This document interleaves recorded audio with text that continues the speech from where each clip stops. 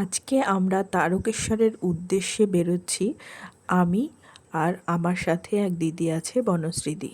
আমি ওদের বাড়িতেই ছিলাম আজকে রাত্রে। তো এটা হচ্ছে বরানগর।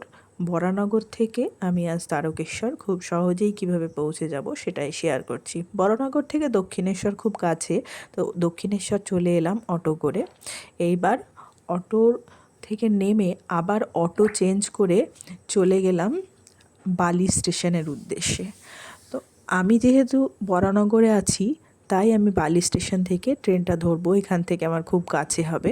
তো আপনারা যারা অন্য দূর দূরান্ত থেকে আসবেন, তারা অবশ্যই হাওড়া স্টেশন থেকে ট্রেন পেয়ে যাবেন।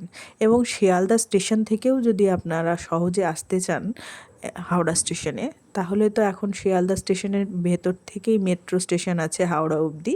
তো সেখান থেকেও আপনারা সহজেই ট্রেন লাইনে তারকেশ্বর চলে আসতে পারবেন। হাওড়া থেকেই মূলত ট্রেনগুলো ছাড়ে, আর ওই ট্রেনেই আমি বালি স্টেশন থেকে ওই ট্রেনগুলোই ধরবো।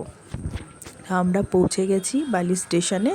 বালি স্টেশনে পৌঁছে এখান থেকে 1 নম্বর প্ল্যাটফর্মের দিক থেকে টিকিট কেটে নেব। টিকিট কাটা হয়ে গেলে আমরা চলে যাব একদম 3 নম্বর প্ল্যাটফর্মে। যে ট্রেনগুলো হাওড়া থেকে আসে সেগুলো 3 নম্বর প্ল্যাটফর্মের উপর দিয়েই যায়। পরপর ঘন ঘনই ট্রেন আছে।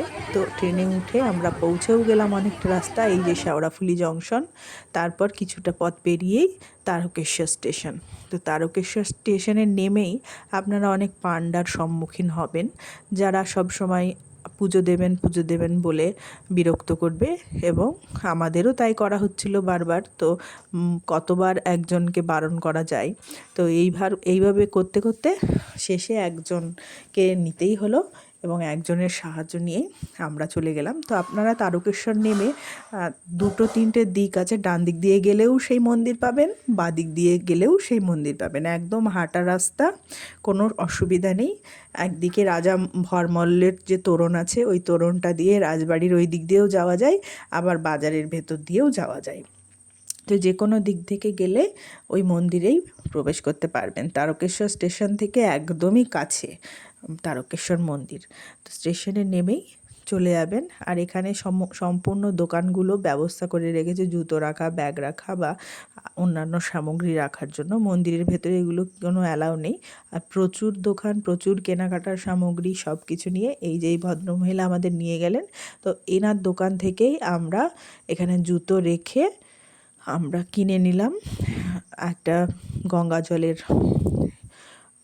ঢোপ, আর গঙ্গা জল, ফুল, পাতা, বেলপাতা সমস্ত কিছু নিয়ে, আকন্দ ফুলের মালা নিয়ে পুজো দিয়ে চলে এলাম লাইন দাঁড়িয়ে। আর এখানে একটা দুধ পুকুর আছে, এখানে অনেকে স্নান করে। তো ওখানে আমরা একটু জল ছিটিয়ে নিয়ে এলাম। আমরা বাড়ি থেকেই স্নান করে গিয়েছিলাম, তাই আর ওখানে স্নান করার প্রয়োজন হয়নি। তো আমরা সরাসরি মন্দিরে গিয়ে পুজো দিতে পারলাম। আর মন্দিরে পুজো দিতেও আমাদের খুব একটা অসুবিধা হয়নি, কারণ সেদিন ভিড়ের পরিমাণটা একটু কম ছিল। তো অন্যান্য দিন কিন্তু ভিড় যথেষ্ট হয়, তাই একটু সাবধানে যাবেন। আর ব্যাগপত্র সমস্ত কিছু সাবধানে যে কোনো একটা দোকানে নির্দিষ্ট করে রাখবেন। তো চারিদিকেই দোকানপাট, যা প্রয়োজনীয় কেনাকাটা করবেন। এই যে স্টেশনের বাদিক দিয়ে এলে নেতাজি সুভাষচন্দ্র বসুর যে তোরণ, সেই তোরণের ভেতর দিয়ে যাওয়া যাবে। আর একটা আছে রাজা ভারমল্ল তোরণ। তো সেইটা ওই দিকটা আরেকটু যেতে হবে, ওই দিকটা দিয়ে যাওয়া যাবে, ওটা সোজাসুজি রাস্তা। তো যে কোনো দিক থেকে মন্দিরে প্রবেশ করতে পারবেন এবং কোনো অসুবিধা নাই।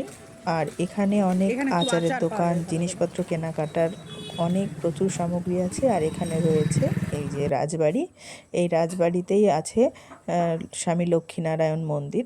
এখানে ভোগ প্রসাদের ব্যবস্থা আছে। তো আমরা কুপন কেটে ভোগ প্রসাদ নিয়েছিলাম। দুপুর 12টার মধ্যেই বোধহয় ভোগ প্রসাদের কুপন শেষ হয়ে যায়, আর 1টার সময় খাওয়া দাওয়া হয়। তো সেই মতো যাবেন।